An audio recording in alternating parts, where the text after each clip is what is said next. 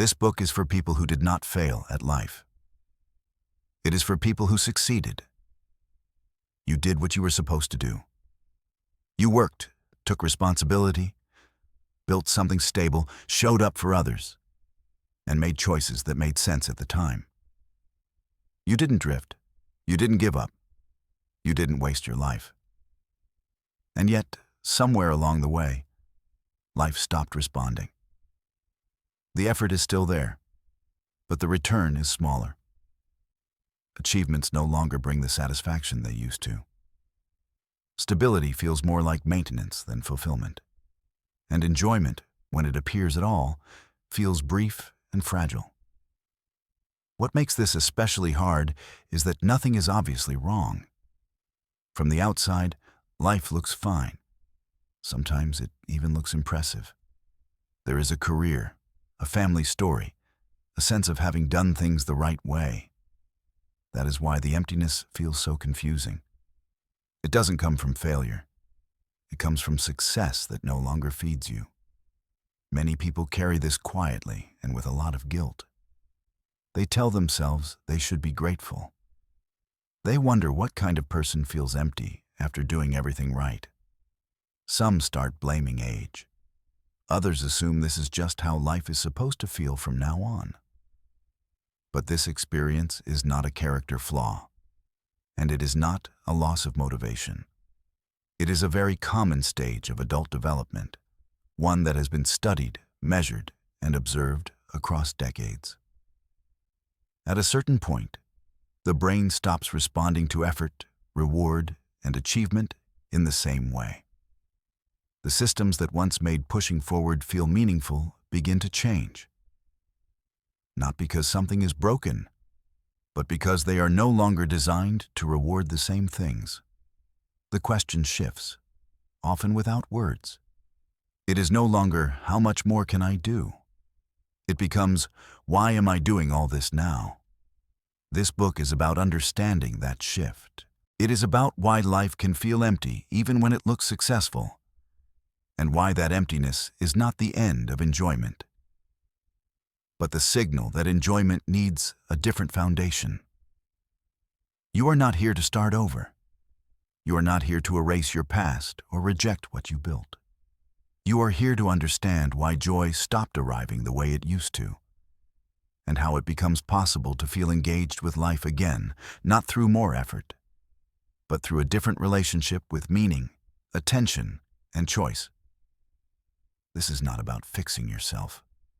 It is about learning how to receive life again. Chapter 1. The Hedonic Treadmill Trap. Why achieving your goals no longer brings the joy you expected. Picture the moment when you finally achieved something you had dreamed about for 20 years. Maybe it was that specific position you saw listed in job postings and thought would change everything about your life. Maybe you spent decades saving for a house, carefully setting aside money each month and turning down small pleasures because you needed to keep building that fund. Or perhaps your child got accepted into a prestigious university, the one you imagined when you were raising them, and you felt the profound pride of knowing you had raised someone who would accomplish great things. That is the moment when you allow yourself to pause and think about everything that happened across all those years of effort. I did it. I fought for this. I believed in this. I never gave up. And here it is. I achieved this. Do you remember that feeling? Do you remember that exact moment when you reached the goal line? Here is what happens next. And this is precisely where people rarely talk openly about their experiences, because it feels almost ungrateful, almost wrong to admit such a thing to anyone else. You feel relief.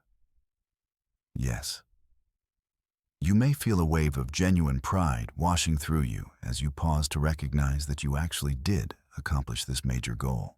But the joy you expected to experience, the kind of joy that seemed large enough to justify all those years of rejections, doubts, exhaustion, and disappointment, that joy turns out to be much quieter and smaller than you imagined it would be. It arrives, yes, but it does not shine as brightly as you anticipated it would. And it passes much faster than you expected, far more quickly than you could have predicted. Maybe after several days, maybe after 1 week or 2 weeks have gone by. And then what? You look around at what you have achieved, at this house or this position or this role that consumed your life's focus, and you feel something strange that you did not anticipate feeling at all. It is not disappointment, because the thing you obtained is exactly what you wanted it to be. It is not sadness, because you did reach your goal. But there is this peculiar emptiness, as though the goal that was your source of energy and motivation and meaning has suddenly stopped being any of those things. You walk through the house you dreamed of buying and think to yourself that you are simply home now.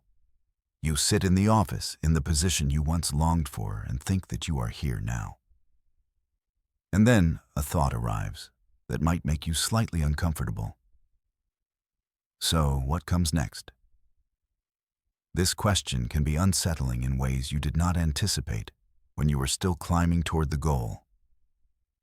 This does not mean your achievement was small or insufficient. This does not mean you chose the wrong goal or that you did not try hard enough to reach it. What it means is that your brain operates quite differently than you believed it did.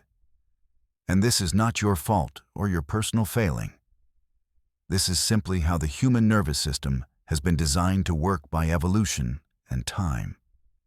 In the late 1960s, two psychologists named Philip Brickman and David Campbell conducted research that changed how we understand human happiness and the way our brains respond to good fortune.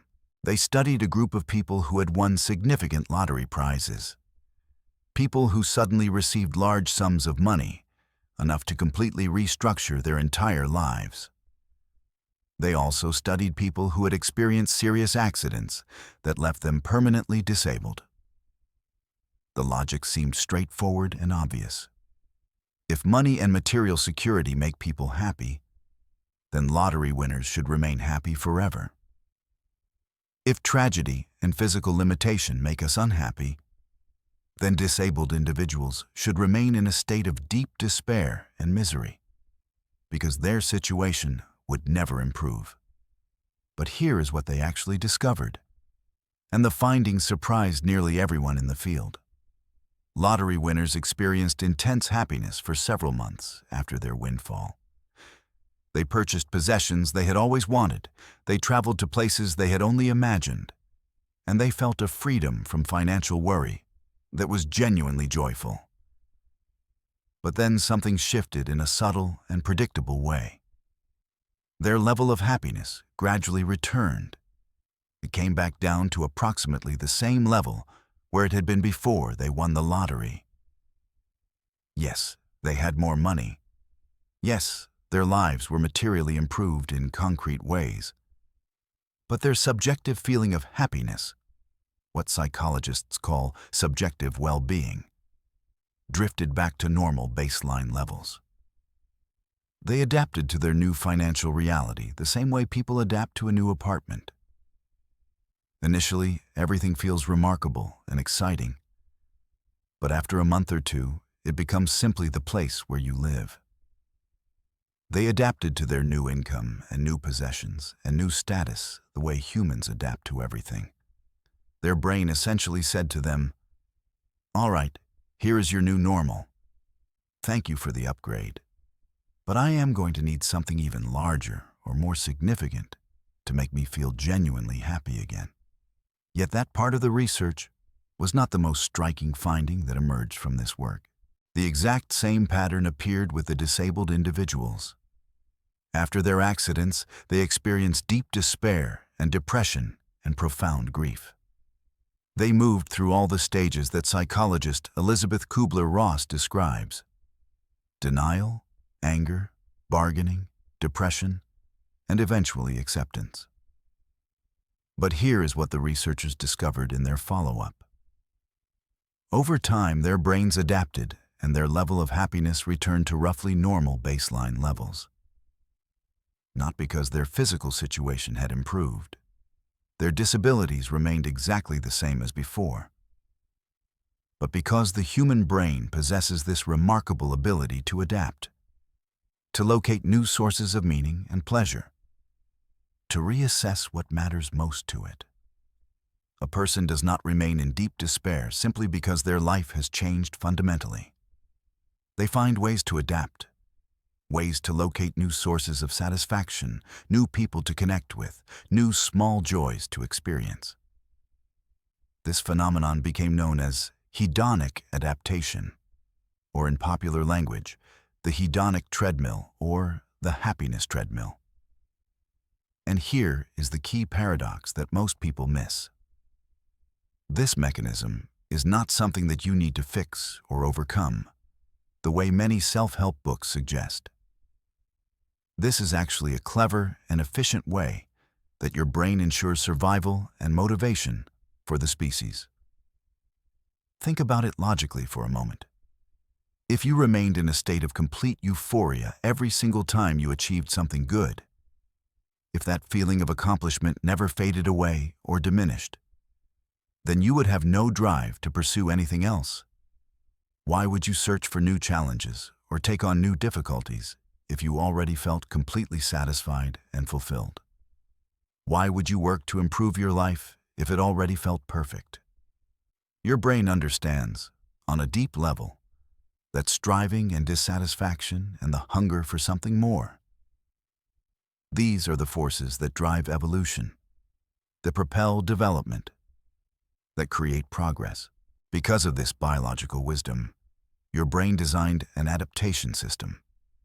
Achievement brings joy, but the joy fades away. And your brain says, "All right, here's the next challenge. What is next for you?" But here is where the problem emerges for people in their 50s and beyond. This system, which evolved to help us survive in conditions of scarcity, when you always needed to strive for more in order to survive and thrive. This same system becomes problematic in conditions of abundance. When you are 50 or 60 or 70 years old, when you have already accomplished the major goals that structure a human life, meaningful career work, a home, a family, financial stability, your brain does not know what to do next. It continues searching for stimulation, continues seeking purpose, continues saying, more, higher, further. But you already know from lived experience that achieving more will not solve the underlying problem. You have walked this treadmill many times now, and each time what seemed like a final destination turned out to be just another intermediate station on a much longer journey. One of the most honest examples of this comes from actor and director Danny DeVito. He is someone who completely made it by any measure. He came from a working-class background and became one of the most recognizable and beloved personalities in Hollywood. He earned an enormous fortune. He had a successful career as both an actor and a director. By every external standard, his life was successful. His childhood dreams had all been realized. But in interviews given later in his life, he returned to this specific idea. You think that if you become famous, if you become rich, if you become successful, then you are going to be happy. And it is true, it feels amazing when it happens. But then you wake up the next morning and you are still just you. His conclusion was not that money or fame are bad things. His insight was that the entire structure of his ambitions had been built on a false premise. He had pursued things believing they would deliver happiness, but his deeper brain already knew this was not how it would actually work. His brain had adapted, and the moments he actually enjoyed were in the past, in the act of pursuit and struggle, not in the actual achievement itself. This happens to everyone, but it happens especially acutely and painfully to people who have accomplished significant success. A person who has built their entire career on the belief that the next promotion or the next salary increase or the next achievement will finally bring happiness and meaning. By the time they reach 50, they start to see that this promise has never actually been fulfilled completely. Achievement arrives, joy arrives, but it does not linger for long or go as deep as they expected. It resembles eating something delicious that you have deeply wanted to taste. Imagine a cake you have dreamed about. But with each bite, the flavor becomes less intense, less noticeable, less real. The first bite is extraordinary and delightful. The third bite is nice. The fifth bite is merely sweet. By the time you finish the cake, it is barely food anymore. It is simply something you have tasted 1,000 times before, and your brain barely registers its presence. One of the most well-known and tragic examples of this comes from Leo Tolstoy, widely considered one of the greatest writers in all of human history. He wrote War and Peace and Anna Karenina, two novels that fundamentally redefined what literature could be and accomplish. He was wealthy, he was revered as a genius and literary master. His works were read throughout the world. His name became synonymous with greatness and talent and artistic achievement. By any reasonable measure, he had reached the summit of what a writer can accomplish. His life was successful beyond question. History would remember his name and his work. Yet when he was past 50 years old, after he had already achieved everything that seemed possible to achieve in his field, when it appeared that his life should have been filled with satisfaction and accomplishment, he fell into a profound crisis. Not a financial crisis, not a health crisis, a crisis of meaning. In his journals and in his work called Confession, he described the state of mind in language that captures genuine despair. I was in complete horror at the emptiness of my existence. I had everything that my body desired, food, warmth, entertainment, yet it all seemed meaningless and repulsive. Life seemed like a joke that someone had played on me. Tolstoy experienced what he called an existential crisis, and it is crucial to understand that he was not sick, he was not a failure, he was not lazy or unmotivated. He was one of the most productive people of his entire era. His problem was something entirely different. His crisis came from the realization that achieving goals does not actually solve anything meaningful. It simply sends you searching for the next goal, and then the next one, and the next one, until the end of your life. And then one day you wake up. You have achieved everything you set out to achieve, and there is nothing left to want. And that is when the true emptiness arrives. This is not clinical depression in the medical sense of the term. It is not a chemical imbalance that can be treated with medication. It is not a neurosis or a phobia. It is your brain ceasing to receive the fuel that it was getting from the act of pursuit. And when the pursuit ends, when you no longer strive for anything that truly frightens or excites you, when you no longer have to prove anything to anyone, your brain is left without that electric energy. Research conducted by scientists at Harvard over 75 years, the longest study of human happiness and longevity ever conducted, revealed something striking and significant. They tracked people from their college years across their entire lifespan, observing their marriages and careers and health and happiness. They discovered this critical finding. People who pursued money and status and achievement as their primary life goal were notably and measurably less happy than people who pursued quality relationships and personal growth and meaning. But this does not mean that money and status are bad things in themselves. What it means is that these things stimulate your brain only in the short term. They energize your nervous system during the period of striving, but once you achieve them, your brain says, "Thank you. What is next?" I need something larger to feel completely and fully alive. This is the mechanism that explains much of human experience. This is why people in their 50s, 60s, and 70s frequently feel trapped on this treadmill, yet profoundly exhausted by it. They could still accomplish more. Money no longer holds the same interest it once did, yet they could still accumulate more. Status has lost much of its appeal, yet they could still gain more recognition and respect.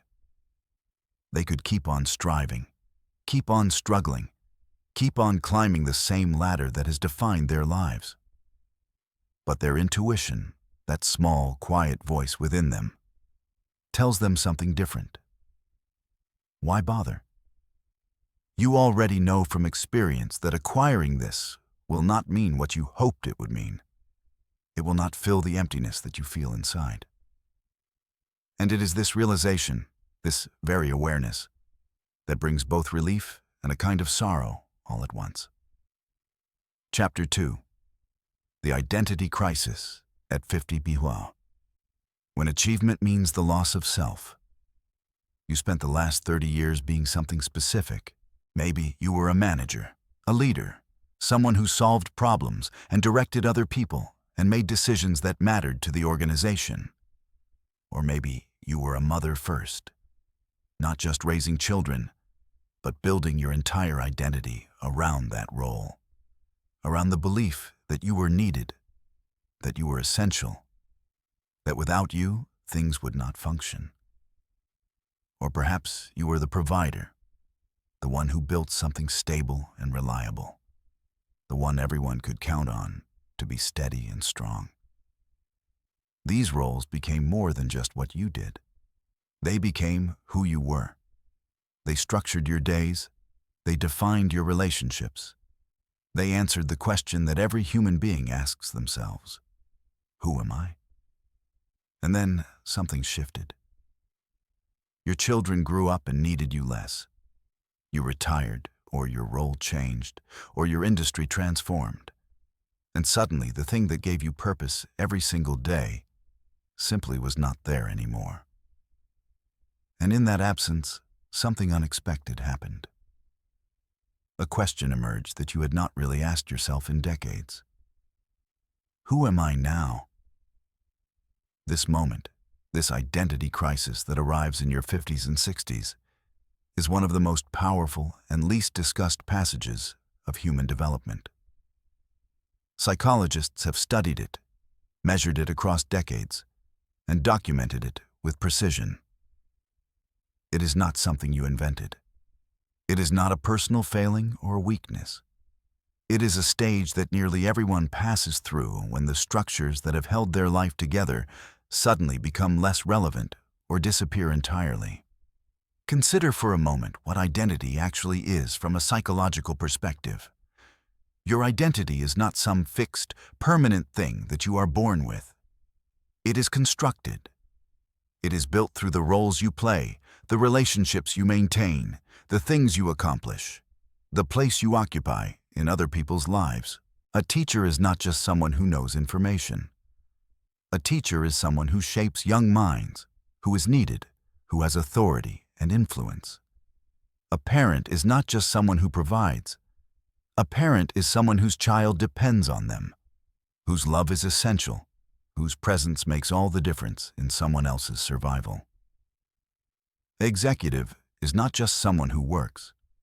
An executive is someone who leads, who makes important decisions, whose word carries weight. These roles give us a sense of being necessary, being important, being real. But here is what happens around 50. The children finish growing up. They do not need you in the way they once did. Some of them move away. Some of them create their own lives where you occupy a smaller and smaller place. The thing you were needed for, the constant care, the guidance, the presence, that slowly becomes less and less necessary. And for many people who built their entire identity around being a parent, this is a profound shock. It is not that you stop loving your children. It is that you lose the role that defined who you were. You become, in a real sense, unemployed from the job that gave you identity. The same thing happens with career. You work for 30 or 40 years in a particular field. You become good at it. People know you for it. You are the one who can fix the problem, the one who knows the system, the one people come to when they need expertise. Your identity is wrapped up in this competence and this necessity. And then one day you retire. Or you are passed over for a promotion. Or your company downsizes. Or your industry changes so radically that what you built your expertise around becomes outdated. And suddenly, you are not that person anymore. You go to a coffee shop and no one knows who you are. You are not introduced as the director of sales or the head of the project. You are just a person. And that word, just, captures something of what that loss feels like. There is research on this phenomenon called the empty nest syndrome. But it is much broader than just parents of adult children. It applies to anyone who has built their identity around a role that is time-limited. A coach whose team graduates. A teacher who retires. A business owner who sells the company. A person who devoted their life to being needed in a specific way. And then that need simply evaporates.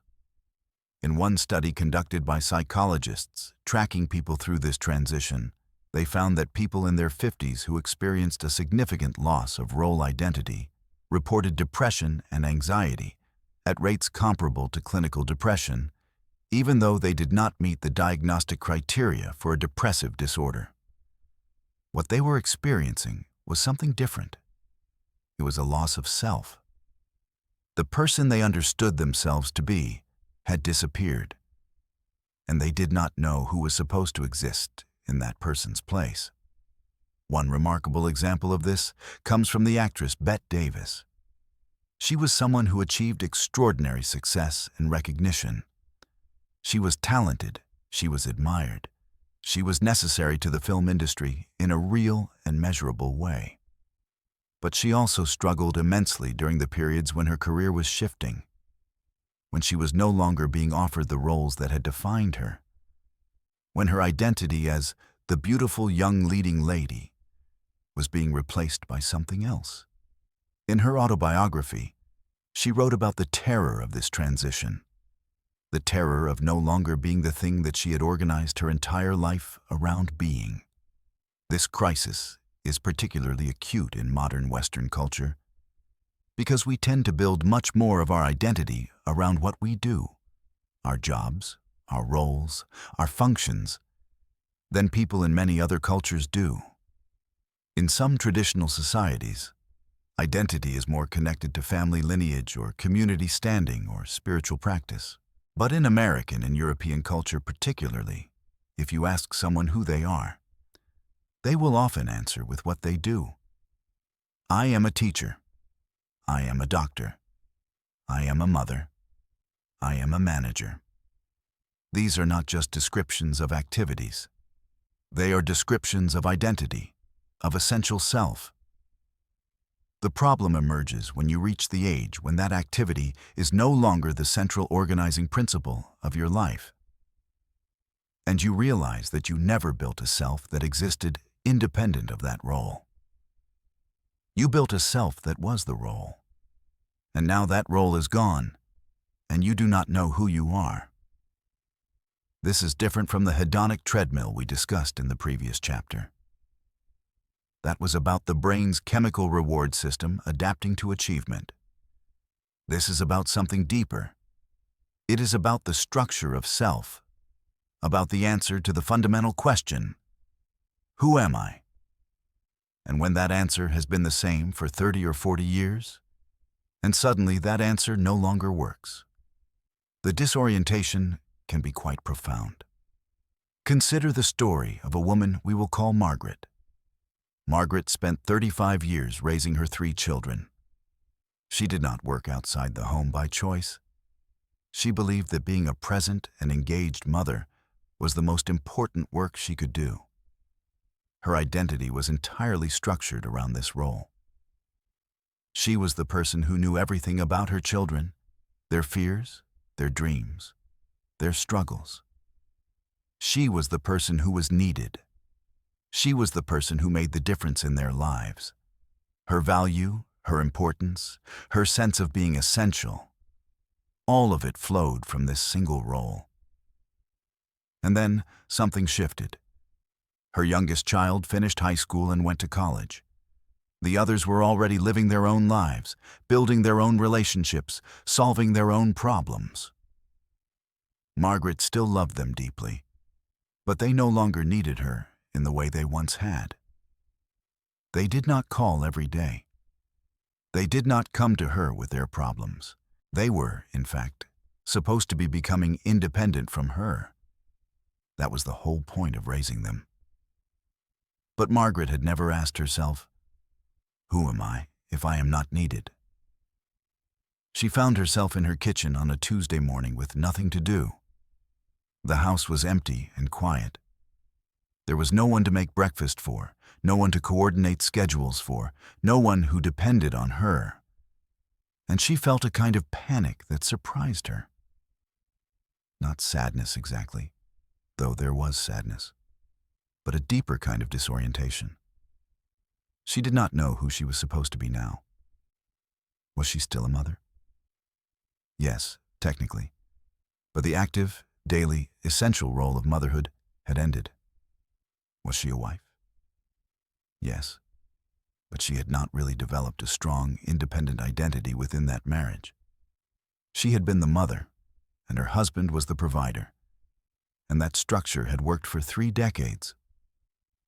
Was she a friend? She had maintained some friendships, but they had often been secondary to her role as mother. Was she an employee? No, she had chosen not to work. Was she a hobbyist or an artist or a scholar? She had never developed those parts of herself. What Margaret experienced in that moment was a complete disorientation of identity. And she is not alone. This is an extremely common experience for people in their 50s, and particularly for women who chose to prioritize motherhood. Though men experience similar crises when they retire from careers they have organized their entire adult lives around. The psychologist Erik Erikson, who studied human development across the entire lifespan, described this stage as the crisis of generativity versus stagnation. In midlife, he argued, people face a choice. They can either discover a sense of purpose that extends beyond themselves, that contributes to the next generation or to their community, or they can retreat into self-absorption and self-pity. But before that choice can be made, there is this in-between moment where the old identity has dissolved and the new one has not yet emerged. And that in-between space is where the crisis lives. What makes this particularly difficult is that unlike the hedonic treadmill, which is a universal neurological mechanism, this identity crisis can feel very personal. It can feel like you did something wrong, like you should have been planning for this, like other people did not go through this, and therefore something is broken about you. But that is not accurate. The research is clear. This is a normative transition. It happens to most people. It is part of human development. The question is not whether this crisis will happen. The question is how you will move through it. And that is where understanding the mechanism becomes important. You are not losing something broken or bad. You are losing a structure that served you well for 30 or 40 years. But that was always going to be temporary. A role is temporary by definition. It has a beginning and an end. Parenthood as an active daily role has an end point when your children become adults. A career has an end point when you retire. Authority in an organization has an end point when you leave that organization. These are not things that were supposed to last forever. They were phases. But because we build our entire identity around these phases, when they end, we experience it as a kind of death. And in some sense, it is. The person you were, the mother of young children, the executive with direct reports, the person who was needed in that specific way. That person is gone. And that is a real loss, even as it is also a necessary part of moving forward. Here is what is important to understand as you move through this transition. The emptiness you feel is not because your life is empty. The emptiness you feel is because your identity is in transition. And that is actually an opportunity. Most people spend their entire lives inside a single identity, never questioning it, never examining whether that identity actually serves them or whether it serves someone else. But when you are forced to ask, "Who am I if I am not this?" you have the chance to actually answer that question for yourself. You have the chance to discover who you are underneath all the roles you have played. But before you can do that, you need to understand one more thing about what is happening inside your brain and your nervous system. Because there is a biological component to this identity crisis that most people do not realize. Chapter 3. What your brain is telling you. The neuroscience of meaning and emptiness at 50 and beyond. Your brain is not the same at 50 as it was at 30. This is not a metaphorical statement or a poetic observation. It is a measurable, biological fact. The structure of your brain has changed. The chemicals that flow through it have changed. The way it processes information and generates meaning has changed. And these changes are not degradation or decline, the way popular culture often suggests. Many of these changes are actually improvements. Your brain at 50 is, in several important ways, wiser and more capable than it was at 30. But that increased capability comes with a cost, and that cost is exactly the emptiness that you have been experiencing. Let us start with something basic about how your brain generates motivation and pleasure. Deep inside your brain, in a region called the ventral tegmental area, your brain produces a chemical called dopamine. Dopamine is not pleasure itself. This is an important distinction that most people misunderstand. Dopamine is the neurotransmitter of anticipation and pursuit. It is what makes you want something. It is the fuel that drives you forward when you see a goal and believe that achieving it will be satisfying. Dopamine spikes when you are chasing something, when you are working toward a goal, when there is uncertainty about whether you will achieve it, and that uncertainty creates a kind of electrical excitement in your nervous system. When you were younger, in your 20s, 30s, and into your 40s, your brain was flooded with dopamine constantly. You were chasing things. You were pursuing the career that seemed important. You were reaching for the salary that would make you feel secure. You were working toward the promotion that would prove your worth. You were striving to build the family and the home that you had imagined. Every single day, you had goals that seemed important and uncertain outcomes that kept your dopamine system activated. Your brain was getting its fuel.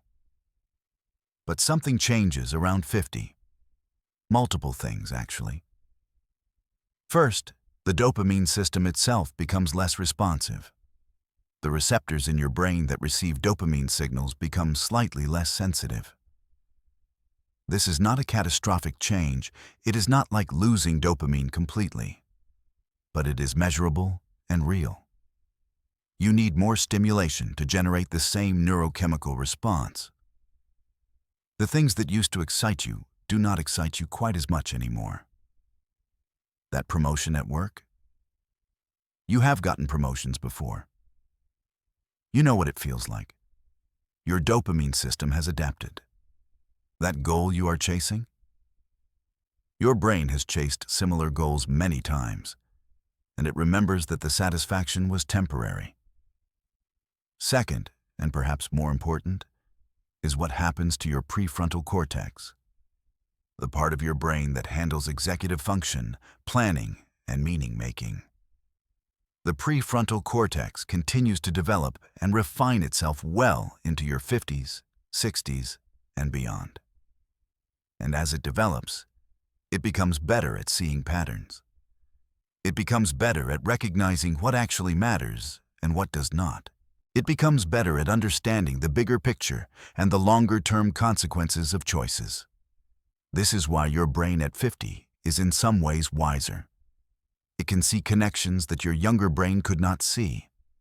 It can recognize patterns in your own life that younger you did not have the perspective to recognize. Your 50-year-old brain can look back across 30 years of chasing goals and observe something that your 30-year-old brain could not possibly have understood. That each goal, when achieved, has been followed by another goal, and another goal, and another goal, and that this pattern is unlikely to change. Your older brain can see that the structure of your pursuit was always going to lead to this moment. This moment where you have achieved so much and yet feel so empty.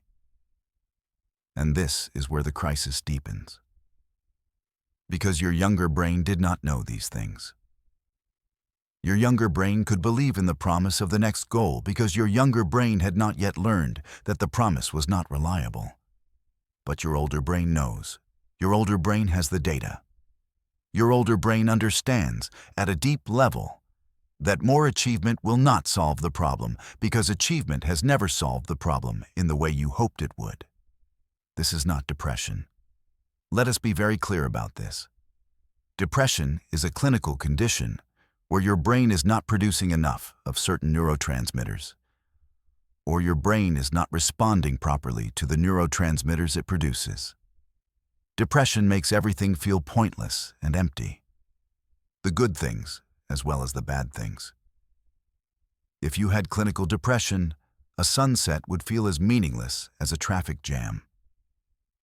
A moment with your grandchild would feel as hollow as sitting alone in your house.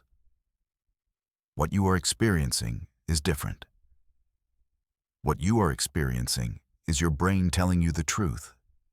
Your brain is saying, I have the data. I have processed 3 decades of your life, and I can see that the structure you have been building is not sustainable. The goals you have been chasing do not deliver what they promised. The roles you have been playing have provided structure, but not meaning. The achievements you have accumulated have provided status, but not fulfillment. And you need to know this now, before you spend the next 10 or 20 years chasing more of the same thing. Your brain at 50 is not broken. Your brain at 50 is trying to wake you up.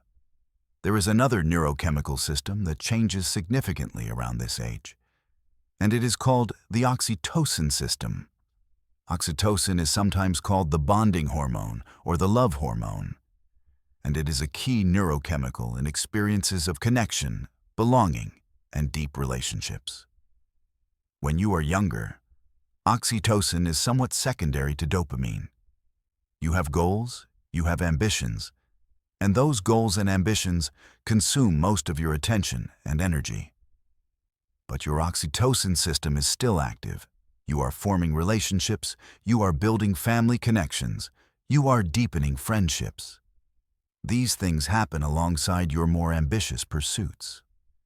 But around 50, as your dopamine system becomes less responsive to the kinds of goals that used to captivate you, your brain's sensitivity to oxytocin actually increases. Your brain becomes more attuned to the quality of your relationships. It becomes more responsive to connection and belonging. This is why many people report that around 50 or 60, they care much less about their career status and much more about the people they spend their time with. It is not that they suddenly became wise or evolved. It is that their neurobiology shifted. Their brain is now more responsive to connection than to achievement. But here is the problem. If you have spent 30 or 40 years optimizing for achievement and status, You may not have built the deep relationships that your brain now craves. You may have been so focused on the career that you did not maintain friendships. You may have been so consumed by providing for your family that you did not invest in the kinds of intimate connection with your partner that would sustain you now. You may have been so focused on what you were building that you did not notice what was crumbling around you. And so your brain wakes up and says, I need connection. I need belonging.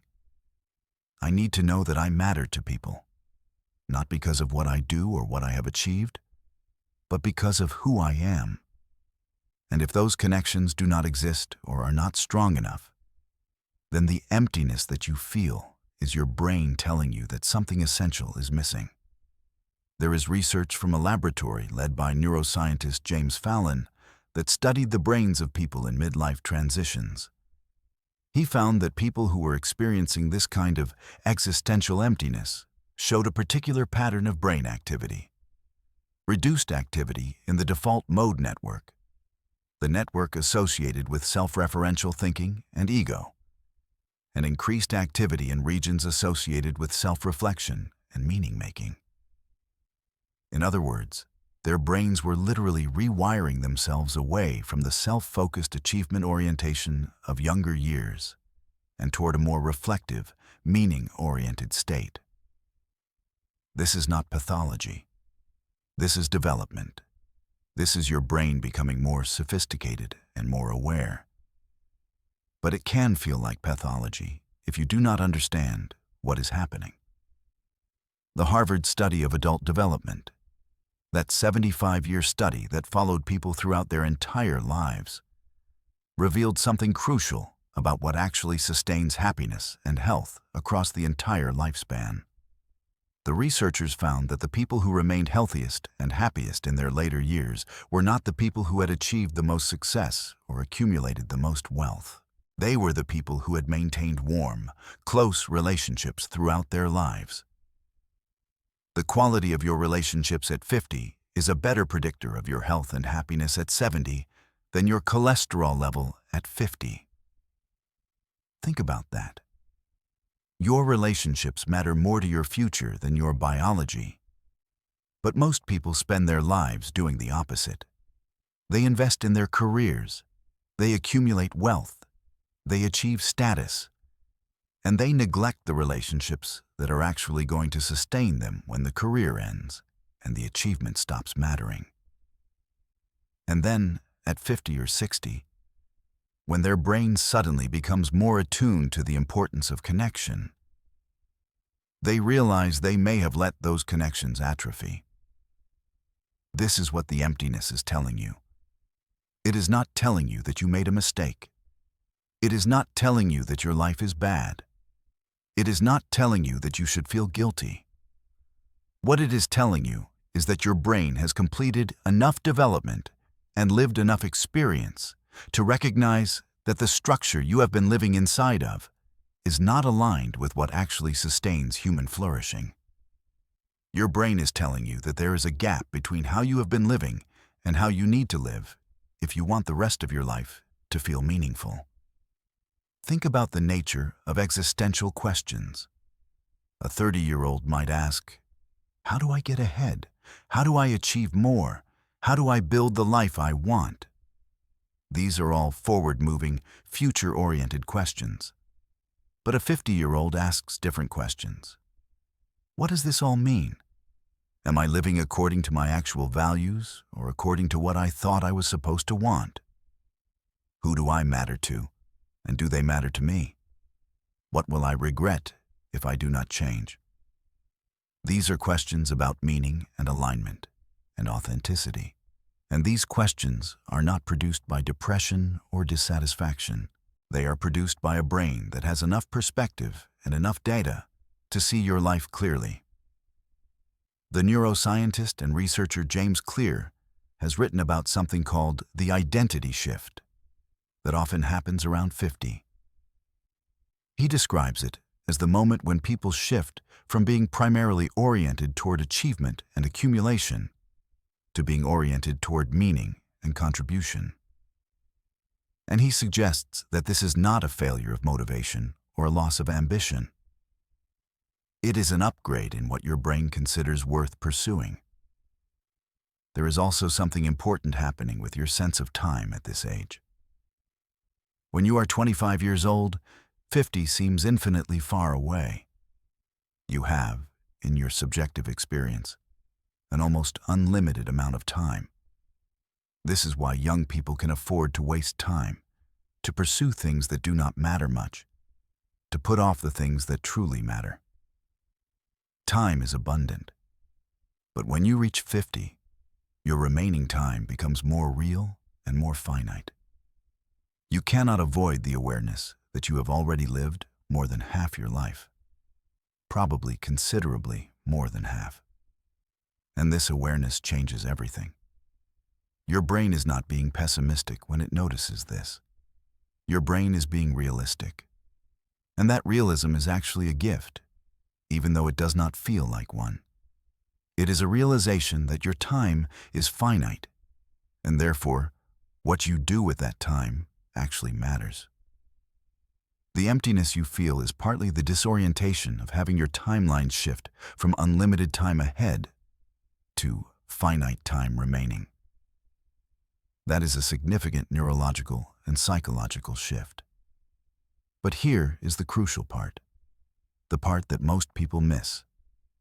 Your brain is not telling you that your life is over or that things are hopeless.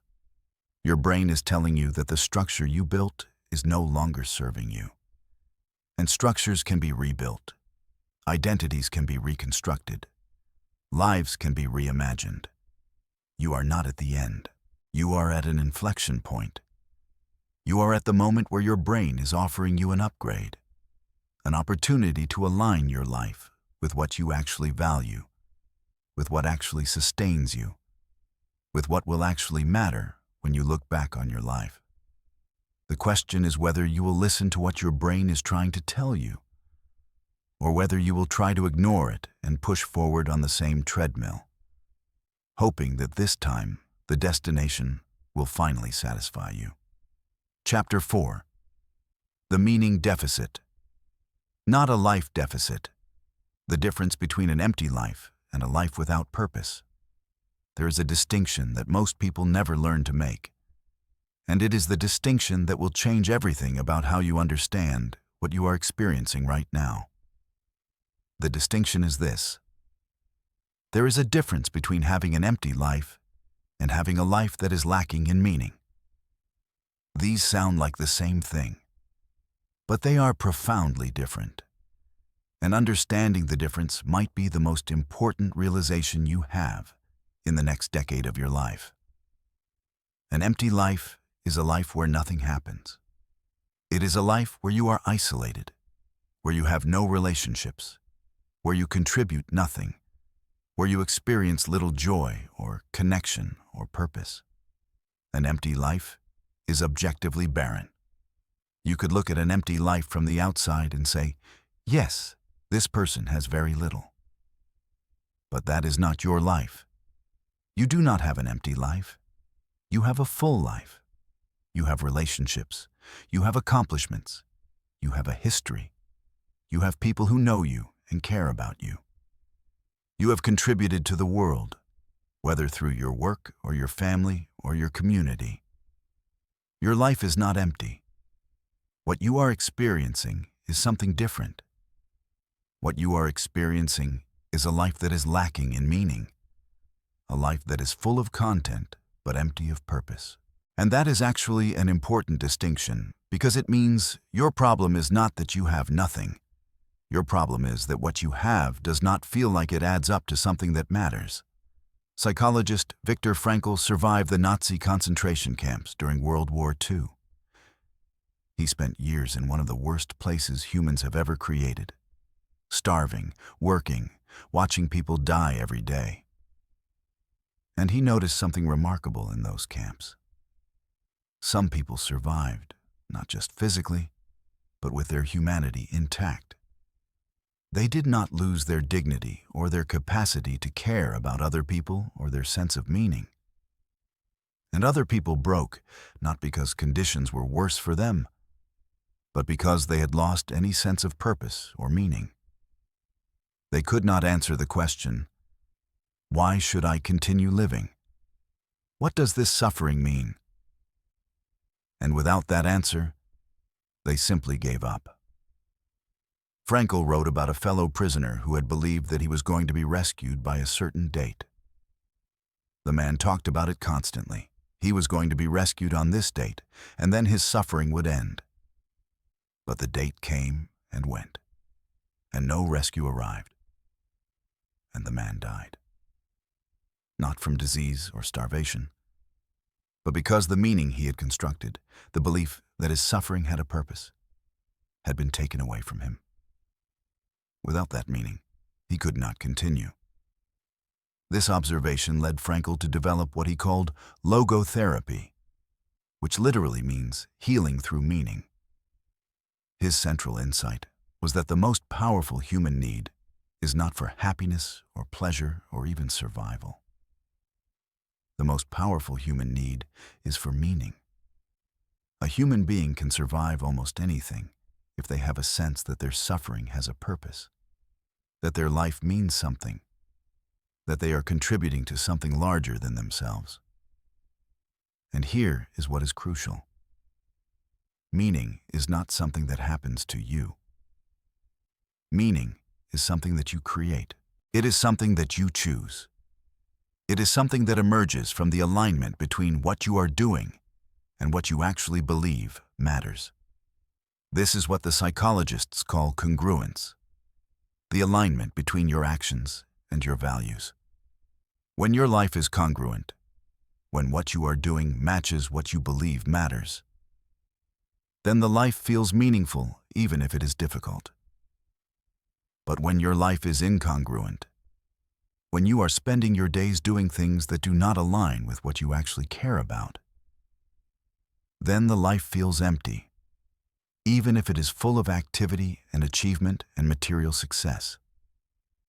This is why people at 50 often feel empty. It is not because their lives are objectively bad. It is because their lives have become incongruent. They have spent 30 or 40 years doing what they thought they were supposed to do, pursuing the career that seemed important, building the family structure that seemed right, accumulating the resources that seemed necessary. And they did these things well. They executed the plan. They achieved the goals. But somewhere along the way, they never asked themselves, do I actually believe this matters? Is this aligned with what I genuinely care about? And now, at 50, with enough perspective and enough data about their own life, they are asking that question. And the answer is often, I did what I was supposed to do, but I am not sure I believed in any of it. This is not a failure. This is an opportunity, because now you have the chance to ask the question differently. You have the chance to ask, what do I actually believe matters? What would I be doing if I had no one to please but myself? What would give my life a sense of purpose that extends beyond my own comfort and achievement? Bill Gates is an interesting example of this, because his life is documented and public enough that we can see the shift. For decades, Gates was obsessed with building Microsoft, with accumulating wealth, with being the richest man in the world. He was successful at all of these things. But then, at a certain point, somewhere in his 50s, he and his wife began to shift their focus. They started the Gates Foundation. They became focused on global health, on reducing suffering, on contributing to something larger than their own wealth accumulation. And Gates has said publicly that this shift, this reorientation toward meaning and contribution, has made his life feel more purposeful and more aligned with what he actually cares about than the decades of pure wealth accumulation did. This does not mean that Gates did not enjoy building Microsoft or that his earlier achievements were wasted. It means that he discovered, through the perspective of age, that meaning comes not from the achievements themselves, but from the alignment between what you are doing and what you believe matters. There is research on something called the legacy motivation that becomes stronger as people age. Researchers have found that as people move through their 50s and 60s and 70s, they increasingly care about what they will leave behind, not in terms of material possessions, but in terms of impact and contribution. They ask themselves, what difference did I make? Did I make the world better or worse? Did I help people? Did I create something that will outlast me? These are not shallow questions or vain concerns. These are deep questions about meaning and purpose. And here is what is remarkable. People who are able to answer these questions in a way that feels authentic, even if they have not accumulated great wealth or achieved great status, report higher life satisfaction than people who have achieved enormous external success but cannot answer these questions. There was a study done by researchers at Northwestern University tracking people over decades. They found that people who had structured their lives around achievement and accumulation reported high levels of satisfaction during the period when they were actively pursuing those goals. But once they achieved the goals, once they had the promotion, the house, the status, their satisfaction dropped. However, people who had structured their lives around contribution and meaning, whether that was through their work or through community involvement or through their relationships, reported sustained satisfaction across decades. The satisfaction did not disappear once the goal was achieved, because the goal was not a destination. The goal was a direction. The goal was an ongoing alignment between what they were doing and what they believed mattered. This is the difference between meaning and achievement. Achievement is something you reach, and then you are done. Meaning is something you live. It is an ongoing alignment. And that alignment is what sustains you across time. Right now, you are experiencing the gap between your external life and your internal sense of what matters. Your external life is probably quite full. You have relationships, you have accomplishments, you have resources, you have people who know you. But your internal alignment has become disrupted. You have been living according to one set of priorities, the priorities of achievement and stability and building and providing. And those priorities have been met. And now you are asking, but was this what actually mattered? And the fact that you are asking this question means you have an opportunity. The fact that you are feeling this emptiness means that your deeper self, your authentic self, is trying to get your attention. Your deeper self is saying, I want to live aligned with what I actually care about now. I want to contribute something that feels meaningful. I want the rest of my life to add up to something that matters to me. This is not a crisis. This is an awakening, and the emptiness that you feel is not the end of meaning. It is the beginning of the search for real meaning. The question is not, how do I go back to feeling satisfied with what I used to pursue? The question is, what would make the rest of my life feel meaningful? What do I actually care about? What kind of person do I want to be in the next phase of my life? And these are questions that you are actually in a better position to answer now than you ever were before. Because now you have lived long enough to know what does not work. You have lived long enough to see through the false promises. You have lived long enough to know what you actually care about, underneath all the noise of what you thought you were supposed to care about. But before you can move forward, there is one more thing you need to understand about what is happening with your relationships. Because it is in your relationships where this shift from achievement to meaning becomes most visible and most urgent. Chapter 5. Legacy is living and the permission you've been waiting for. there is a particular form of sacrifice that is especially common in people who reach their 50s and 60s. A sacrifice so normalized that most people do not even recognize it as a sacrifice.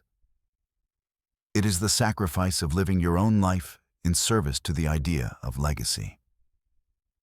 The idea that your primary purpose is to build something stable and secure for the next generation, to leave behind resources and structures and examples that will benefit people who come after you. This is not a bad impulse.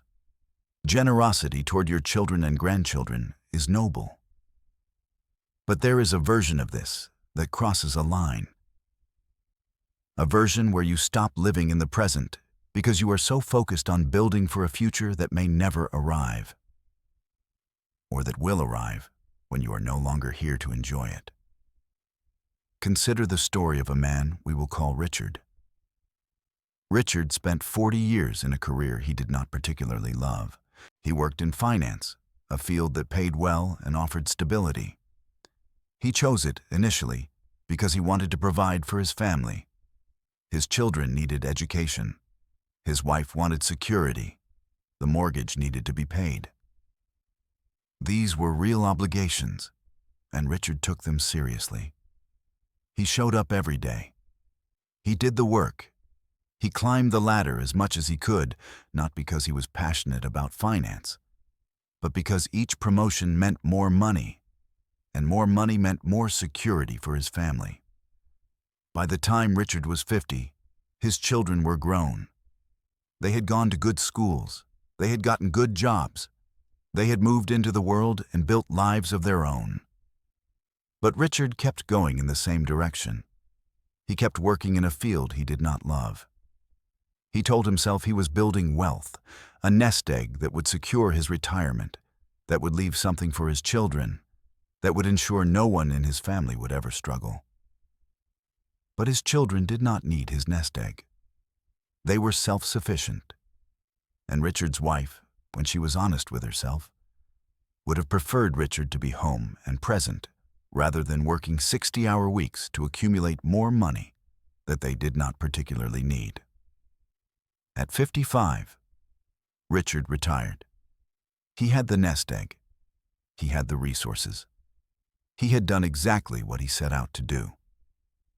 And then he woke up one morning and realized he did not know who he was outside of that role.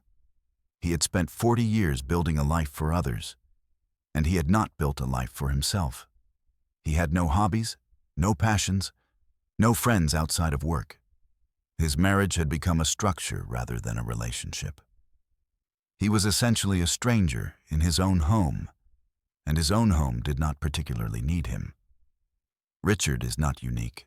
This is an extremely common experience, particularly for men who took on the provider role seriously, but also for women who organized their entire lives around nurturing and supporting others. Mothers who deferred their own dreams because their children needed them.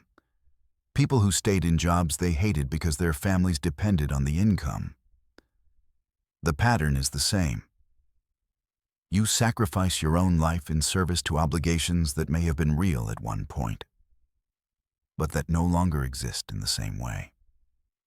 The psychologist Erik Erikson described a concept called generativity, the human need to contribute to the next generation, to create something that extends beyond yourself. Generativity is a healthy impulse, but generativity can become distorted into self-sacrifice, into the belief that your value comes from what you provide to others rather than from who you are. And this distortion creates a particular kind of damage. It creates people who reach 50 or 60 with substantial resources, but no sense of their own life. They have built something, yes, but they have not lived. This is compounded by another psychological pattern called the sunk cost fallacy. The sunk cost fallacy is the tendency to continue investing in something, money, time, effort, simply because you have already invested so much in it. Richard had spent 40 years in finance. He had sacrificed so much to get good at it, to build his reputation, to accumulate his wealth. To walk away from it felt like admitting that all those years were wasted. So he continued, even after the reason for continuing had disappeared. But here is what is crucial to understand. Those 40 years were not wasted. They happened. They created real value. They supported real people. But that does not mean the next phase of your life needs to be the same as the previous phase. That does not mean you need to continue the same sacrifice. That does not mean you need to keep building for a future that does not need what you are building. The second part of this chapter addresses something equally important: the question of permission. Most people in their 50s who feel trapped in their current structure are waiting for something. They are waiting for someone to tell them it is okay to change. They are waiting for their children to give them permission to live their own lives. They are waiting for their partner to suggest that maybe things could be different. They are waiting for their company to downsize them so they can have an excuse to leave. They are waiting for some external event that will make the decision for them, so they do not have to take responsibility for it themselves. But here is the reality that most people never face head-on. No one is going to give you permission. Your children do not have the authority to give you permission to change. Your partner cannot give you permission. They can only live their own life and hope you figure out yours. Your company is not going to release you from your obligations out of kindness. No one is coming to give you permission to live your life on your terms. And that is actually the best news you could possibly receive. Because permission is not something that exists outside of you. Permission is something that you give yourself. And you already have all the permission you need. You have had it your whole life. The only thing that has prevented you from using it is the belief that you do not have it. Think about the structure of permission as a psychological concept. A child needs permission. A child depends on caregivers for safety and guidance and instruction. A child cannot drive a car or make financial decisions or move out without permission because a child lacks the capacity to make those decisions safely. But you are not a child. You are 50 or 60 or 70 years old. You have lived long enough to know yourself. You have lived long enough to understand the consequences of choices. You have lived long enough to make decisions about your own life. Yet many people at 50 still carry a psychological structure from childhood. They are waiting for someone older, wiser, or more authoritative to tell them that their desires are acceptable, that their choices are valid, that their needs matter. This is sometimes called the inner parent, the internalized voice of authority that you absorbed from your actual parents, from your culture, from the expectations placed on you. And that inner parent is often much harsher and more restrictive than your actual parents ever were. Consider the case of a woman named Claire. She spent 30 years as a devoted mother and a supportive wife. She made the choice not to pursue a career, believing that her presence in her children's lives was more important than her own professional ambitions. And this was a genuine choice, not something forced on her, but something she decided at the time was right for her family. But as her children grew older and needed her less, she began to feel the stirring of other desires. She wanted to study. She wanted to write. She wanted to travel. She wanted to know what her life could be if she organized it around her own interests rather than around supporting others. But when she mentioned these ideas to people around her, she encountered resistance. Her husband was comfortable with the current structure. Why would she want to disrupt it? Her adult children did not want their mother to be away traveling. They had come to expect her to be available for family events. Her friends thought that, at her age, she should settle down and accept her role. And Claire internalized all of this resistance as evidence that her desires were wrong, that she was being selfish, that she should abandon the idea of pursuing her own interests. But here is what Claire eventually realized. Everyone who was resisting her desires had a stake in keeping her where she was. Her husband did not have to adapt if she stayed the same. Her children could continue to expect her to be available if she did not pursue other commitments. Her friends could maintain the social structure they were comfortable with if she did not change. Their resistance was not evidence that her desires were wrong.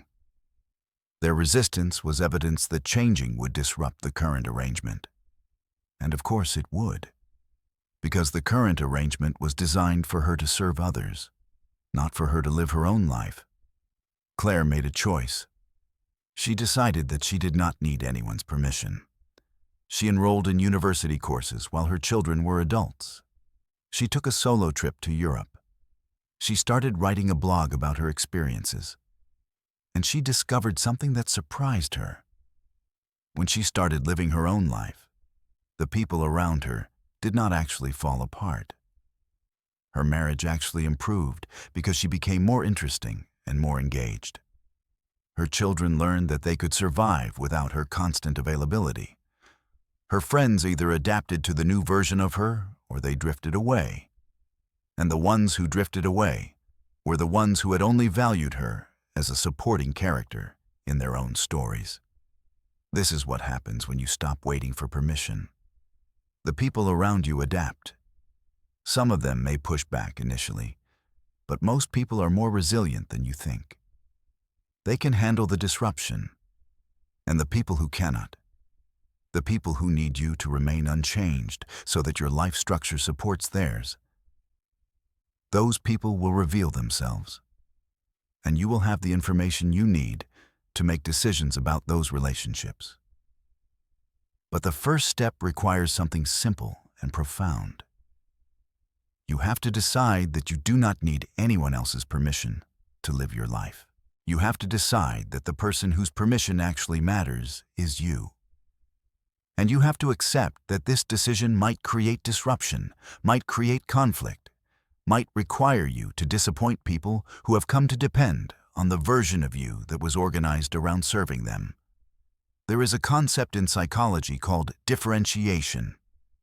The ability to maintain your own sense of self while in relationship with others who may want you to be different. Differentiation is not about being selfish or about abandoning your responsibilities. Differentiation is about recognizing that you are a separate person with your own needs and your own life, and that the people who love you can handle that reality. Most people who reach 50 without having developed differentiation find themselves in a bind. They have spent decades molding themselves to fit into other people's expectations. Now they are exhausted by that molding. They want to be themselves. But they do not know who themselves is, because they have not practiced being that person since they were young. And the people around them do not know what to do with this new version, because they have become accustomed to the old version. But here is what the research shows. People who have the courage to differentiate, to say, this is who I am, this is what I need, this is how I want to live. Those people end up with stronger, deeper relationships than people who never stop accommodating everyone else's needs. Because relationships that are based on authenticity are stronger than relationships that are based on performance or obligation. When you stop pretending to be what others want you to be, the relationships that survive are the ones that can actually sustain you. The legacy question becomes different when you ask it this way. What kind of life do I want to model for my children? What do I want them to understand about what it means to be alive? If the answer is, I spent my whole life doing what I thought I was supposed to do, and I never pursued the things that mattered to me, then you are teaching them one thing. But if the answer is, I spent the first half of my life building a foundation, and now I am spending the second half of my life actually living, then you are teaching them something different. You are teaching them that it is possible to change, that it is possible to prioritize yourself without destroying your relationships. that a life can have multiple chapters and multiple versions of the self. Richard, the man from earlier in this chapter, eventually did figure this out. At 58, he quit his job. His family reacted with alarm at first. His wife was worried about money, even though they had more than enough. His children were confused. This was not the father they knew, the reliable provider who always put work first. But Richard had made a decision. He was not going to spend another decade building a legacy that no one needed. He was going to spend that decade building a life that he wanted to live. What happened next surprised everyone. Richard started volunteering. He took up photography as a hobby, something he had always wanted to do but never had time for. He and his wife took trips together. He started actually knowing his grandchildren instead of just sending money for their support. His marriage deepened because he was present in it. His relationship with his adult children actually improved because he stopped being the provider and started being a real person, someone with interests and vulnerabilities and a life of his own. And here is what is really important. His net worth did not go down. His children did not struggle. His family did not fall apart. The catastrophe that he had been unconsciously afraid of, the catastrophe of no longer being the provider, never happened. The only thing that changed was that he became a person again instead of being a function. The permission you are waiting for does not exist because it was never meant to be external. You are waiting for a piece of paper that only you can write. You are waiting for a voice that only you can speak. You are waiting for an authority that only you possess. And the longer you wait, the more of your life you will spend as a supporting character in a story that someone else is writing. But if you stop waiting, if you decide right now that you have the permission you need, then something remarkable becomes possible. The second half of your life does not have to be a repetition of the first half. It does not have to be smaller or narrower or defined by obligation. It can be wider. It can be deeper. It can be more aligned with who you actually are. And paradoxically, when you start living this way, when you start making decisions based on what you actually want rather than on what you think you should want, the people around you tend to respect you more, not less. Chapter 6. Small Acts, Big Life, and the Fear of Starting Over. You do not need to blow up your entire life to change it. This is one of the most misunderstood aspects of transformation, and it is the reason that many people who feel empty at 50 never actually do anything about it. They think that changing their life requires making one large, dramatic decision: quitting their job, leaving their marriage, moving to another country, completely reinventing themselves. That kind of change feels too risky, too destabilizing, too uncertain. So they do nothing. They stay where they are, unhappy but stable, waiting for the moment when the change feels easy enough, clear enough, safe enough to attempt. But that moment never arrives. What the research actually shows is something quite different. Change does not usually happen through one large decision. Change happens through small, repeated decisions that gradually reshape the direction of your life.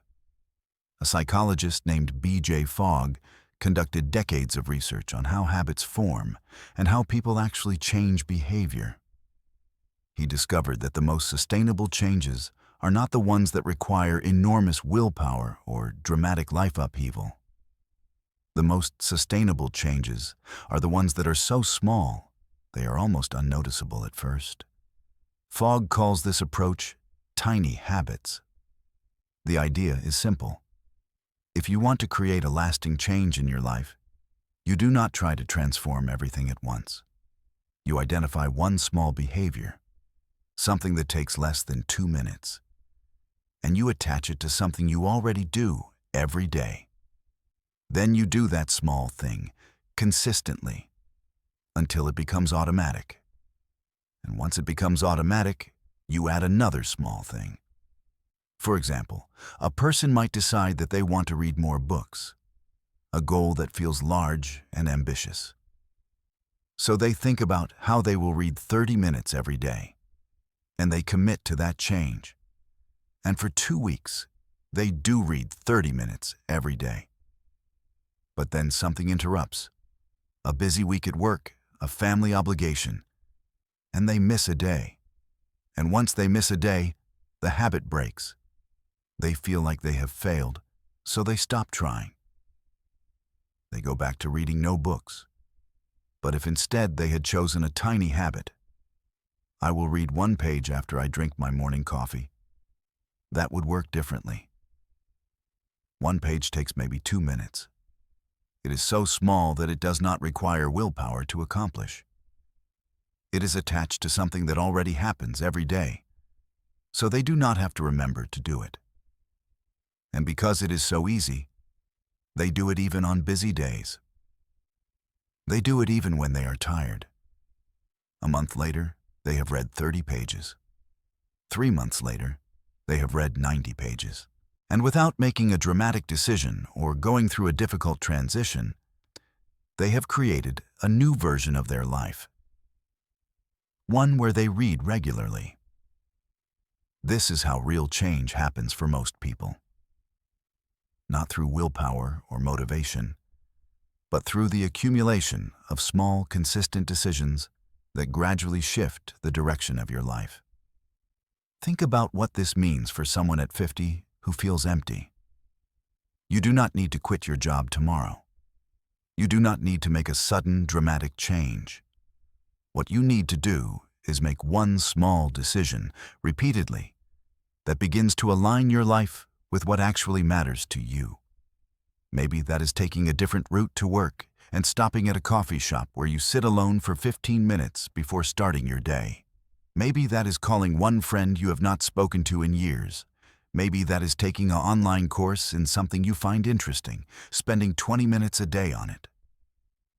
Maybe that is starting to write just 1 paragraph a day about your life, your thoughts, your questions. None of these things require you to blow up your life. All of them, done consistently, begin to reshape your life in meaningful ways. The research is clear on this. People who make small, consistent changes in the direction they want to go eventually find themselves in a completely different place than people who make no changes at all. Not because they made one heroic decision, but because they made hundreds or thousands of small decisions that all pointed in the same direction. But there is another pattern that interferes with change, and it is perhaps even more powerful than the fear of dramatic transformation. It is the pattern of waiting to feel ready. Almost every person who has wanted to make a change in their life has experienced this. You want to start something, a new career, a relationship, a project, a change in direction. And you think about it. You research it. You read about it. You watch videos about it. You take a course about it. You tell yourself that you are preparing, that you are getting ready, that once you have enough information, you will start. But the readiness never arrives. There is always one more thing you need to learn. There is always one more obstacle that seems insurmountable. There is always one more reason to wait. This pattern is so common that researchers have studied it extensively. They have found that people vastly overestimate the amount of preparation that is necessary before taking action. They have found that most people who eventually succeed at making changes did not feel particularly ready when they started. They started anyway. And the readiness, if it ever arrived, came after they started, not before. There is a neurological reason for this. Your brain is designed to keep you safe. Specifically, there is a part of your brain called the amygdala that is constantly scanning for threats and dangers. When you think about making a change, especially a significant change, your amygdala activates. It generates anxiety. It creates worst-case scenarios in your mind. It tells you that the safe thing, the prepared thing, the ready thing is to wait. The amygdala does not know that the fear is irrational. It just knows that change is uncertain, and uncertainty feels like danger. But here is what is crucial to understand. You will never feel completely ready to change if you are waiting for your amygdala to approve the change. The amygdala does not approve of change. The amygdala approves of repetition and safety and the familiar. If you wait for your amygdala to tell you that it is safe to change, you will be waiting until the end of your life. The people who successfully make changes are not people who waited until they felt ready. They are people who decided that the cost of staying the same was higher than the cost of changing. They made a decision that felt uncomfortable, and then they acted despite the discomfort. This is the distinction between motivation and action. Motivation is often what people are waiting for, the feeling that will make the action feel easy or inevitable or right. But motivation does not usually appear before the action. Motivation appears after you have started to see results. You feel motivated to keep exercising once you have exercised consistently and you start feeling stronger. You feel motivated to keep learning once you have started learning and you start feeling more capable. The motivation comes after, not before. So the question becomes, what is the smallest possible step you could take right now, today, that would move you in the direction you want to go? Not the biggest step, not the most impressive step, the smallest step. The step so small that it does not require motivation or readiness or perfect conditions. The step you could take even if you were tired, even if you were scared, even if you had no idea whether it would work out. If you want to change careers, the small step is not quitting your job. The small step is spending 30 minutes researching what that career looks like. If you want to develop a new skill, the small step is not committing to hours of study. The small step is watching one video about that skill. If you want to deepen your relationships, the small step is not planning an elaborate gathering. The small step is sending one text message to someone you care about. These small steps seem almost insignificant. They seem like they could not possibly matter. But they matter because they break the pattern of waiting. They matter because they create forward momentum. They matter because they prove to your nervous system that you can take action despite the fear and the uncertainty. And once you have taken one small step, the next small step becomes easier. Not because you suddenly feel ready, but because you have evidence that taking steps does not result in the catastrophe you were afraid of. Your brain begins to update its threat assessment. It begins to learn that change is survivable. This is particularly important for people in their 50s and 60s who feel stuck. You have spent decades in a certain pattern. Your nervous system is very well calibrated to that pattern. It feels normal and safe and familiar. When you think about changing, your nervous system goes into high alert. This feels completely rational to you. After all, you're thinking about disrupting something that has worked for decades. But what your nervous system is not calculating is the cost of staying the same. It is not calculating the years of emptiness, the slow erosion of your sense of self, the regret that accumulates as you watch your life pass by without ever really living it. The cost of changing may feel high in the short term, but the cost of not changing, measured across the next 10, 20, 30 years, is much higher. So start small. Take one tiny step today. Not tomorrow when you have more time. Not next week when you feel more prepared. Today. And then take another tiny step tomorrow. And another the day after that. You do not need to see the entire path. You do not need to know how it all works out. You just need to take the next small step in the direction you want to go. Because what the research shows is that your life does not change through large dramatic decisions made in moments of inspiration. Your life changes through the small, consistent choices you make every single day. The choice to have the conversation instead of avoiding it. The choice to try the new thing instead of sticking with the familiar. The choice to invest in the relationship instead of letting it coast. The choice to spend your time on what matters instead of on what is merely habit. These choices seem small in the moment, but across months and years, they reshape everything. They reshape who you become. They reshape the relationships you maintain. They reshape the kind of life you actually live. And most importantly, they prove to yourself that change is not something that happens to you. Change is something that you create, one small decision at a time. Chapter 7. Connection over collection and the wisdom you have now. Why your relationships matter more than your achievements and what your age has already taught you. There is a research finding that keeps appearing across decades of studies on human well-being. And it is so consistent and so powerful that it has become one of the most reliable predictors of whether someone will be happy and healthy in their later years. The finding is this: the quality of your relationships at 50 is a better predictor of your health and longevity at 70 than your cholesterol level, your blood pressure, your exercise habits, or your genes. Your relationships, not your wealth, not your status, not your accomplishments, determine whether the second half of your life will feel full or empty.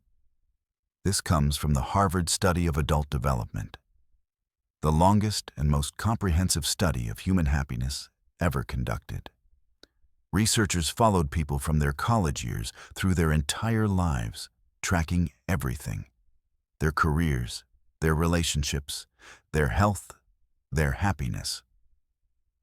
And what they found, again and again, across 75 years, is that the people who remained healthiest and happiest were the people who leaned into relationships. Not just any relationships, but relationships characterized by warmth, by genuine care, by the willingness to be vulnerable and known by another person. Yet most people spend their lives doing the opposite. You spend your 20s, 30s, 40s building careers, accumulating resources, achieving goals. Relationships happen alongside these pursuits, but they are often secondary. You maintain friendships when you have time. You invest in your marriage when it is convenient. You show up for family when it does not interfere with work. These are not conscious decisions. They are just the default when you are oriented toward achievement. But achievement is finite. You can only climb so high in your career. You can only accumulate so much wealth. You can only achieve so many goals. And once you have reached the peak of your ambitions, once you have the title, the money, the status, there is nowhere else to climb. The empty feeling that arrives at 50 is partly the realization that the thing you have been climbing toward is not a destination at all. It is just a point on a map. And you have spent so much time and energy getting there that you have neglected the one thing that actually sustains human life: connection with other people. This is not a metaphorical statement. Loneliness is as predictive of early death as smoking, obesity, and lack of exercise. A person who is isolated and lonely will, on average, die sooner than a person who has meaningful relationships. Your body knows this. Your nervous system knows this. Connection is not a luxury or a nice addition to a good life. Connection is a biological need, as fundamental as food or shelter. Yet in modern Western culture, particularly in the United States, we have built an entire system that prioritizes individual achievement and isolates people from genuine connection. We are taught that success means climbing higher than everyone else, that it means standing out, that it means being independent and not needing anyone else. We are taught that asking for help is weakness, that showing vulnerability is dangerous, that the right thing to do is to build your nest egg alone and prove your worth through your individual accomplishments. And so, people reach 50 with substantial achievements and substantial isolation. They have succeeded in the way the culture told them to succeed. But they are lonely. Their closest relationships are superficial. They do not have people they can be truly honest with. They do not have people who know them, really know them, underneath the professional persona they have been maintaining. This is where the emptiness becomes especially acute. Because you cannot fix emptiness through achievement. You cannot fix loneliness by working harder. You cannot restore connection by accumulating more resources. The only way to fix connection is to invest in connection, to make yourself vulnerable, to show up for people, to be honest about who you are and what you need. And this is terrifying for many people at 50. Because you have spent decades building a particular image, a particular identity, a particular version of yourself. To show someone the real version, the version with doubts and fears and uncertainties, feels like it could destroy everything you have built. But here is what the research actually shows. When you stop performing and start being authentic, relationships deepen. Not all relationships. Some people leave because they cannot handle the real version of you. But the relationships that remain are deeper and more sustaining than the ones that were based on performance.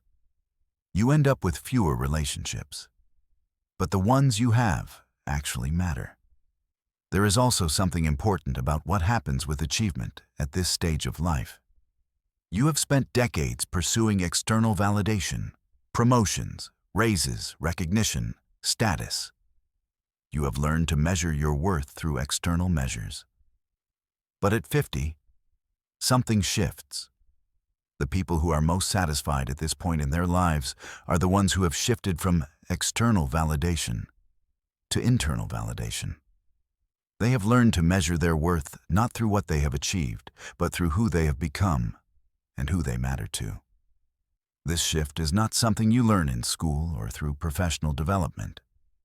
This shift comes through age and experience. It comes from having enough perspective to see that the external measures never quite satisfied you the way you thought they would. It comes from noticing that the people you respect most are not necessarily the most successful people.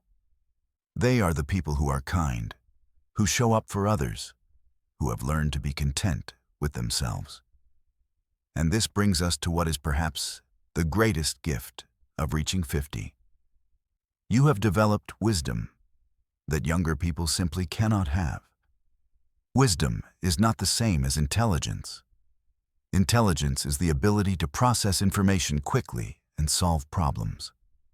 Wisdom is the ability to understand what actually matters, to see patterns across time, to recognize what is truly important versus what merely seems important in the moment.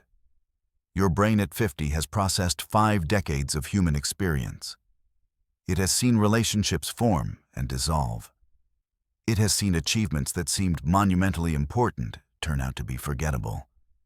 It has seen people succeed in ways they wanted and then discover that success did not feel the way they expected. Your brain has the data. Your brain can see the patterns. And your brain is trying to tell you something.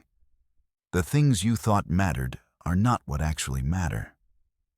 This is why older people often seem calmer, less anxious, less desperate than younger people. It is not that they have given up. It is that they have learned to distinguish between what is genuinely important and what only seemed important because of social pressure or cultural conditioning. They have learned what to invest in and what to let go of. This wisdom is not something you can teach someone younger. A 30-year-old cannot understand this the way a 50-year-old can, because a 30-year-old has not yet lived long enough to see the patterns. But you have. You have the data.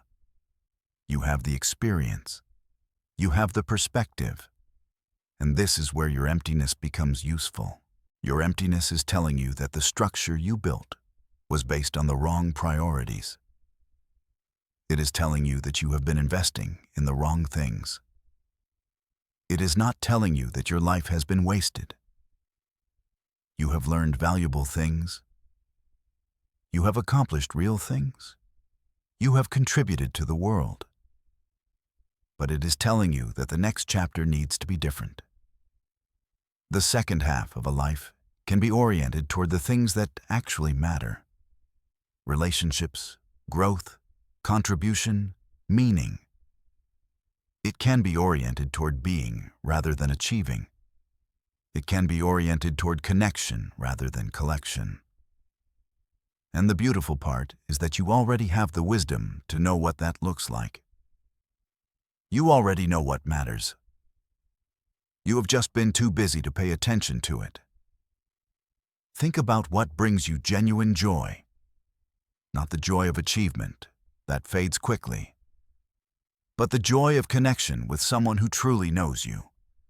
The joy of doing something that feels meaningful. The joy of being able to help someone. The joy of learning something simply because you are curious about it. The joy of creating something simply because you want to create it, not because it will make you money or famous or recognized. These are not the things you spent your time on in the first half of your life. These are the things you talked about doing when you retired, someday, when you finally had time. But now you do have time. The question is whether you will use it for connection or whether you will continue the habit of isolation and achievement. This is not a moral judgment. It is simply a factual observation about what actually sustains human life. People who prioritize relationships live longer, healthier, happier lives. People who prioritize achievement without attending to relationships live shorter, sicker, less happy lives. The research is not ambiguous about this. Your body knows this. Your nervous system knows this. The only thing that might not know this is your mind, which has been trained by decades of cultural messaging to believe that achievement is what matters. But you are not that young anymore. You do not have to follow that script anymore. You do not have to prove anything to anyone. You do not have to climb any higher. You do not have to accumulate any more. What you can do is invest in the relationships that matter. What you can do is show up for the people you care about. What you can do is be honest about who you are and what you need. What you can do is pursue the things that genuinely interest you simply because they interest you, not because they will generate income or status. And when you do these things, something remarkable happens. The emptiness does not disappear immediately. You still have to grieve the version of yourself that was organized around achievement. But underneath the emptiness, a sense of fullness begins to grow. Not the momentary fullness of achievement, but the sustained fullness of a life that is actually aligned with what matters. Your wisdom tells you this. Your experience has taught you this. The only question is whether you will listen. Chapter 8. From empty to full. Your real beginning. You have reached a particular moment. You have spent decades doing what you thought you were supposed to do. You have achieved things. You have built things. You have provided for people. You have followed the script that was handed to you. The script about what success looks like, about what a good life should contain, about what you should value and pursue and become. And you did it well. You executed the plan. You hit the targets. You achieved the goals. And yet you feel empty. And now you understand why. It is not because you failed. It is not because you made bad choices. It is because the structure you built was based on priorities that do not actually sustain human flourishing. You were chasing the wrong things. Or rather, you were chasing things that mattered at one point: security, stability, status. But that no longer matter in the same way. You have achieved them, and now you are asking, what comes next? This is the moment where everything can change. Not because you are going to do something dramatic, but because you finally understand what has been happening. You understand that the emptiness is not a sign of failure or depression or weakness. The emptiness is a signal. It is your brain and your body telling you that the structure you have been living inside of no longer serves you. It is telling you that there is a gap between how you have been living and how you need to live if you want the rest of your life to feel meaningful. And here is what is crucial. You are better equipped to bridge that gap than you have ever been. Think about what you now know. You know that achievement does not deliver lasting satisfaction. You know that status does not fill the emptiness. You know that more money does not solve the problem. You know that the things you thought would make you happy often do not, and the things you neglected, relationships, growth, contribution, are what actually sustain you. You have lived long enough to see these patterns. You have the data. You have the wisdom. Younger people do not have this knowledge. They have to learn it the hard way, by chasing the things that seem important until they achieve them and discover that they are not important at all. But you already know. You have already done the experiment. You have already seen the results. And now you can make a different choice. The emptiness you feel is not the end of your life. It is the clearing of the ground. It is the dissolution of a structure that no longer serves you. And in that space, in that emptiness, something new can grow. Not something that replaces what came before, but something that extends it. Something that takes the foundation you have built, the stability, the relationships that survived, the self-knowledge you have accumulated, and uses it as a base for something deeper. Think about what the second half of your life could look like if you oriented it toward what you have learned matters. What if you spent the next 10, 20, 30 years investing in the relationships that matter to you? What if you spent that time pursuing things simply because they interest you, not because they will make you money or famous or impressive to anyone else? What if you spent that time growing as a person, learning new things, developing new skills, becoming more of who you actually are underneath all the roles you have been playing? This is not a pipe dream. This is not something that only works for people with certain advantages or privilege. This is something that becomes possible the moment you decide that the second half of your life does not have to be a repetition of the first half. There is research on something called post-traumatic growth, the phenomenon where people who have gone through a crisis or a profound disruption actually end up in a better place than they were before. Not because the crisis was good, it was not, but because the crisis forced them to question the structure they were living inside of. And in questioning that structure, they discovered they could rebuild it differently. They could make different choices. They could prioritize different things. And when they did, their lives became more meaningful, more aligned, more full. This is not a crisis in the traditional sense. You have not experienced a catastrophe. But you have experienced a crisis of meaning. Your structure has broken down. Your priorities have been disrupted. And in that disruption, you have the opportunity to rebuild differently. Here is what this could look like practically.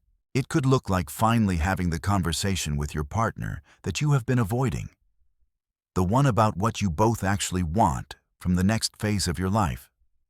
It could look like reconnecting with a friend you have lost touch with. It could look like enrolling in a class in something you have always wanted to learn.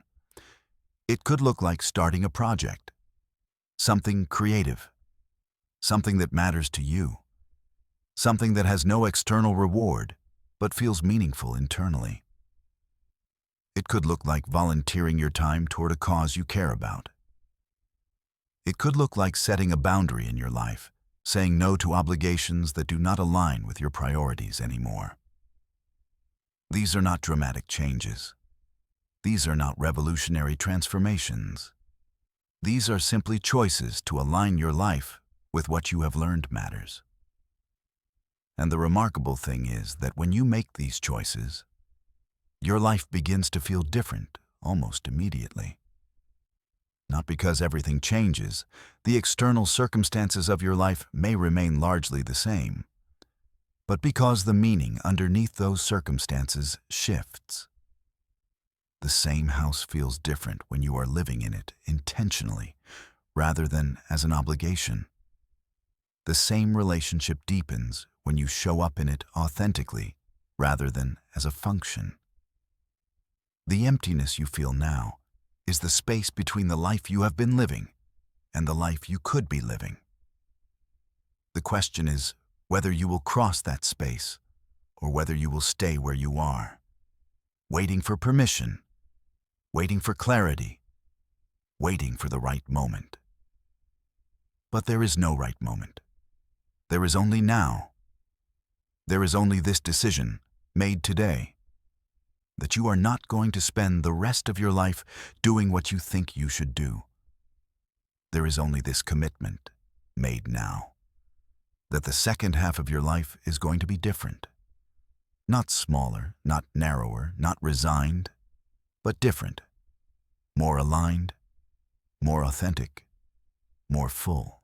This does not require you to fix everything at once. It does not require you to make perfect decisions. It does not even require you to know exactly what you want.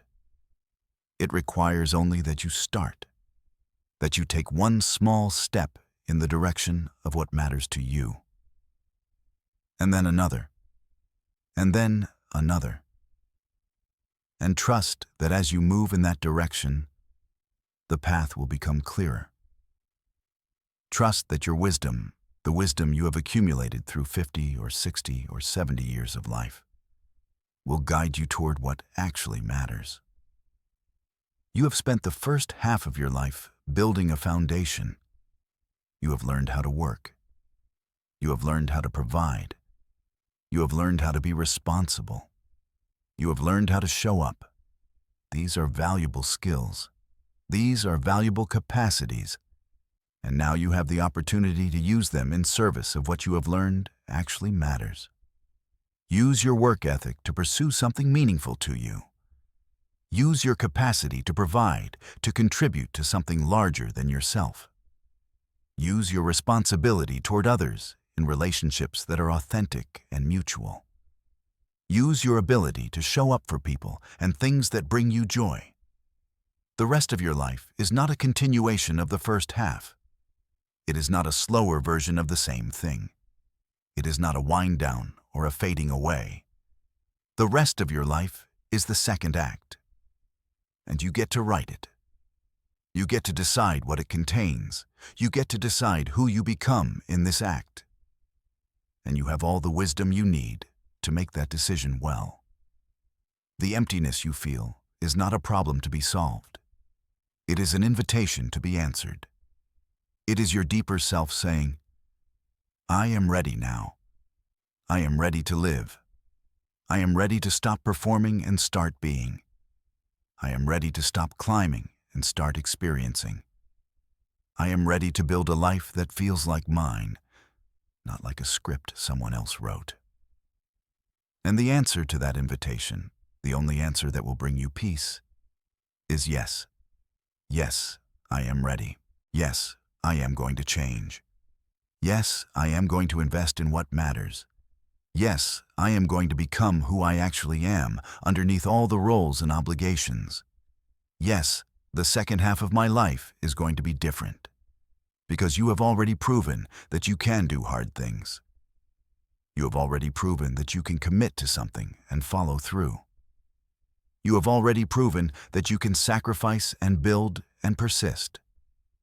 Now you get to prove that you can also let go, that you can also change, that you can also choose yourself, and that you can do all of this while still being a good person, still being responsible, still contributing to the people and the world around you. But this time, you will be doing it as yourself, not as a function. And that makes all the difference.